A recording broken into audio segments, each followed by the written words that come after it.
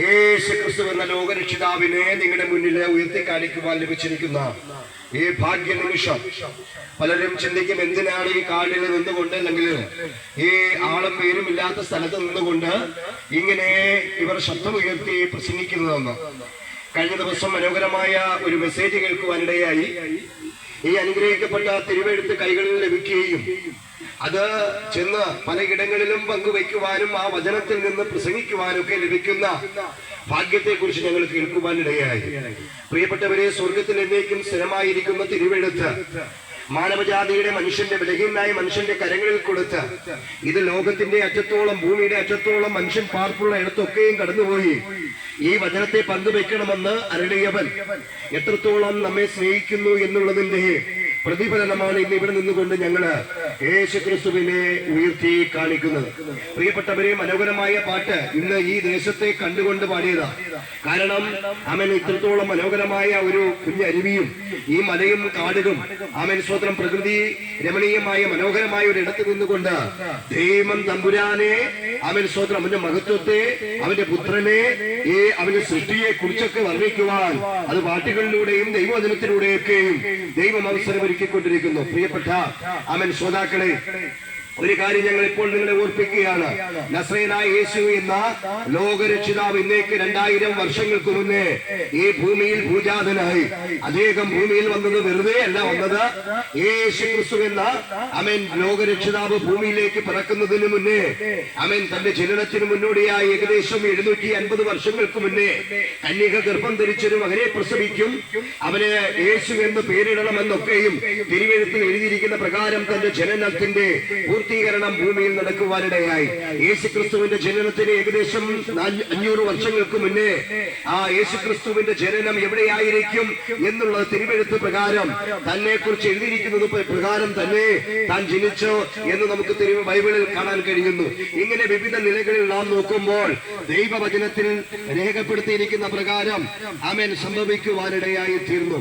അങ്ങനെയെങ്കിൽ ഇന്ന് ഞങ്ങൾ ഇവിടെ ഉയർത്തുന്ന യേശുക്രിസ്തു എന്ന ലോകരക്ഷിതാവ് ഇന്നേക്ക് ആമേൻ മാനവജാതിയുടെ രക്ഷയ്ക്ക് വേണ്ടി ഒരിക്കൽ ഭൂമിയിൽ അവതരിക്കുകയും ആമേൻ കാൽവരിയിൽ എന്ന് പറയുന്ന ആമേൻ ഒരു പരമയാഗത്തിൽ ആമേൻ തന്റെ ജീവനെ പകരം കൊടുക്കുകയും ചെയ്തു എന്നുള്ള യാഥാർത്ഥ്യത്തെ ഞങ്ങൾ ഇവിടെ വിളിച്ചു പറയുകയാണ്. എന്തിനാണ് യേശു ക്രിസ്തു ആമേൻ സ്വതന്ത്രം ഭൂമിയിൽ വന്നത്? ഞാൻ പറയട്ടെ, യേശു ഭൂമിയിലേക്ക് വന്നത് പാപികളെ രക്ഷിപ്പാനാണ്. ആരാണ് പാപി? പാപി എന്ന് പറയുമ്പോൾ ദൈവത്തിന്റെ വചനത്തെ നിരസിക്കുകയും ദൈവത്തെ അംഗീകരിക്കാതെ ജീവിക്കുന്ന ഒരു കൂട്ടം ജനമുണ്ട്. അവന്റെ ഇഷ്ടപ്രകാരം ജീവിച്ച് ലോകപരമായി അവന്റെ ഇഷ്ടപ്രകാരം ജീവിച്ചു പോകുന്ന ഒരു കൂട്ടം ജനം. അപ്പോൾ എന്താണ് പാപം? പാപം എന്ന് പറയുന്നത് അവൻ ലക്ഷ്യസ്ഥാനം തെറ്റി ദൈവഹിതത്തിന്റെ അവൻ സുഹിതത്തിനെതിരായിട്ട് പ്രവർത്തിച്ച് ജീവിക്കുന്ന ഒരു കൂട്ടരെയാണ് പാപി എന്ന് പറയുന്നത്. അങ്ങനെയെങ്കിൽ അവൻ ഈ പാപിയെ വീണ്ടെടുക്കുവാൻ അവൻ ഈ മാനവകുലത്തിൽ ഒരു മനുഷ്യനും ശരിയാതിരിക്കുമ്പോൾ മാനവകുലം അവൻ ചിന്തിക്കുകയും പ്രവർത്തിക്കുകയും ചെയ്ത കർമ്മവഴികളോ കർമ്മകാണ്ഡങ്ങളോ കർമ്മമാർഗങ്ങളിലോ അവന്റെ പണത്തിനോ അവന്റെ യാതൊന്നിനും കഴിയാതിരുന്നപ്പോൾ അവൻ സ്വതന്ത്രം ദൈവം തന്നെ അവൻ രാജരൂപമെടുത്ത മനുഷ്യ സാദൃശ്യത്തിൽ ഭൂമിയിലേക്ക് കടന്നു വരികയും നമ്മിൽ ഒരുവനെ പോലെ 33.5 തിരുവയസ്സ് വരെ ഭൂമിയിൽ ജീവിക്കുകയും അവൻ 3.5 വർഷം അവൻ രാജ്യത്തിന്റെ വിവിധ ഇടങ്ങളിൽ സഞ്ചരിച്ച് സുവിശേഷം പങ്കുവെച്ച് അവൻ മനുഷ്യരെ ദൈവരാജ്യത്തെ കുറിച്ചുള്ള അറിവ് പകർന്നു കൊടുക്കുകയും അവൻ രക്തം ചൊരിഞ്ഞിട്ടല്ലാതെ വിമോചനം ഇല്ല എന്ന തിരുവെഴുത്തിൻ പ്രകാരം സകല മനുഷ്യന്റെ പാപത്തിന്റെ പരിഹാരത്തിന് വേണ്ടി ഒരു പരമയാഗമായി തീരുവാൻ കാൽവരിയിലേക്ക് നടന്നെടുക്കുകയും കാൽവരി ക്രൂശിൽ തന്റെ ജീവനെ പകരം കൊടുത്ത് നമ്മളെ വീണ്ടെടുക്കുവാൻ കാണിച്ച മഹാധൈര്യം മഹാകരുണയും ഉണ്ടല്ലോ. ഇന്ന് പകൽ ഞങ്ങൾ ഇവിടെ നിന്ന് പ്രസംഗിക്കുമ്പോൾ ഞങ്ങളെ കേൾക്കുന്ന ആരെങ്കിലും വിവിധ ഇടങ്ങളിൽ ഈ ശബ്ദത്തിന് ചെവി കൊടുക്കുന്നുണ്ടെങ്കിൽ മാന്യ ശ്രോതാവേ, നിന്നെ സ്നേഹിച്ചാണ് എന്റെ യേശു കാൽവരിയിൽ പരമയാഗമായി തീർന്നത് എന്ന യാഥാർത്ഥ്യത്തെ ഞങ്ങൾ ഇന്ന് പകലിൽ ഞങ്ങൾ ഇവിടെ വിളിച്ചു പറയുകയാണ്. ആർക്കെങ്കിലും യേശു ക്രിസ്തുവിൽ ആമേൻ സ്വതന്ത്രം ഈ ശബ്ദത്തിങ്കൽ നിങ്ങൾക്ക് ചെവി കൊടുത്ത പാപത്തിന്റെ പരിഹാരത്തിന് വേണ്ടി നിങ്ങൾക്ക് പരിഹരിക്കാൻ പറ്റാത്ത പരിഹാരമാണ് യേശു കാൽവരിയിൽ ചെയ്യുന്നത് എന്നുള്ള യാഥാർത്ഥ്യത്തെ നിങ്ങൾക്ക് വിശ്വസിക്കാൻ മനസ്സുണ്ടെങ്കിൽ പ്രിയ സുഹൃത്തേ, ഇന്ന് പകലിൽ ഈ രക്ഷ നിങ്ങൾക്ക് സൗജന്യമായി ലഭിക്കുകയാണ്. സൗജന്യം. ഒരു വില കൊടുക്കണ്ട, കാശ് കൊടുക്കണ്ട, ഒരു പണിയും ചെയ്യണ്ട. നിങ്ങൾക്ക് നിൽക്കുന്ന നിൽപ്പിൽ, ഇരിക്കുന്ന ഇരിപ്പിൽ, കിടക്കുന്ന കിടപ്പിൽ നിങ്ങൾ എവിടെയായിരിക്കുന്നോ അവിടെ ഇരുന്നു കൊണ്ട് നിങ്ങൾക്ക് രക്ഷ നിങ്ങൾക്ക് നേടാൻ കഴിയും. നിങ്ങളുടെ ഹൃദയം ഇതുവരെയും സമാധാനമില്ലാത്ത അന്തരീക്ഷത്തിലൂടെ കടന്നു പോകുന്നെങ്കിൽ, ഏതെങ്കിലും നിലയിൽ ഭാരത്തിലോ പ്രയാസത്തിലോ കഷ്ടത്തിലോ വേദനയിലോ കണ്ണുനീരിലോ ദുഃഖത്തിലോ ആണ്ടാണ് നിങ്ങൾ കടന്നു പോകുന്നെങ്കിൽ ആർക്കും നിങ്ങളെ ആശ്വസിപ്പിക്കാൻ കഴിഞ്ഞില്ല, സത്യമാണ്. എന്നാൽ നിങ്ങളെ ആശ്വസിപ്പിക്കാൻ കഴിയുന്ന ഒരുവൻ ഇവിടെ വന്നിട്ടുണ്ട്.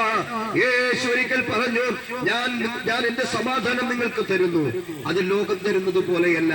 ഇന്ന് പകലിൽ രക്ഷ സൗജന്യമായി നൽകുന്ന, സമാധാനം സൗജന്യമായി നൽകുന്ന, സന്തോഷം സൗജന്യമായി നൽകുന്ന, അതിലുപരി പാപം മോചിക്കുവാൻ കഴിയുന്ന ഒരുവനെ കുറിച്ചാണ് ഞങ്ങൾ ഇവിടെ പ്രസംഗിക്കുന്നത്.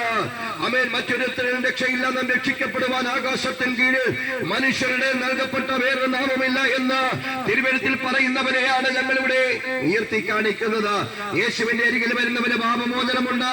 യേശുവിന്റെ അരികിൽ വരുന്നവന് അവൻ സൗജന്യമായി രക്ഷ ലഭിക്കുന്നു. യേശുവിന്റെ അരികിൽ വരുന്നവന് അവൻ സന്തോഷവും സമാധാനമുണ്ട്. ഒരിക്കൽ കർത്താവ് ഇങ്ങനെ വിളിച്ചു പറയുന്നു, അധ്വാനിക്കുന്നവരും ഭാരം ചുമക്കുന്നവരായുള്ളവരെ എന്റെ അരികിൽ വരുമെന്ന് ഞാൻ നിങ്ങളെ ആശ്വസിപ്പിക്കാം. ആശ്വാസമില്ലാതെ ആരെങ്കിലും വലയുകയാണെങ്കിൽ ഈ മലമുകളിൽ നിന്ന് ഞങ്ങൾ ഇവിടെ ഉയർത്തി പ്രഘോഷിക്കുന്ന ഈ ശബ്ദത്തിങ്കൽ ആരെങ്കിലും ശ്രദ്ധ വച്ചിരിക്കുന്നെങ്കിൽ ഒന്ന് ഞാൻ പറയാം, അധ്വാനിക്കുന്നവരും ഭാരം ചുമക്കുന്നവരും ആയുള്ളവരെ എന്റെ അടുക്കൽ വരുവീരെന്ന് അവൻ പറഞ്ഞവൻ ഇന്ന പകൽ നിങ്ങൾക്ക് ആശ്വാസം തരുവാൻ അവനിവിടെ വന്നിട്ടുണ്ട്. ആ യേശു ക്രിസ്തുവിനെ നിങ്ങൾക്ക് രക്ഷിതാവായിട്ട് ആവശ്യമുണ്ടോ? ആ യേശുവിനെ നിങ്ങൾക്ക് നിങ്ങളെ ദൈവമായിട്ട് നിങ്ങൾക്ക് അംഗീകരിക്കാൻ മനസ്സുണ്ടെങ്കിൽ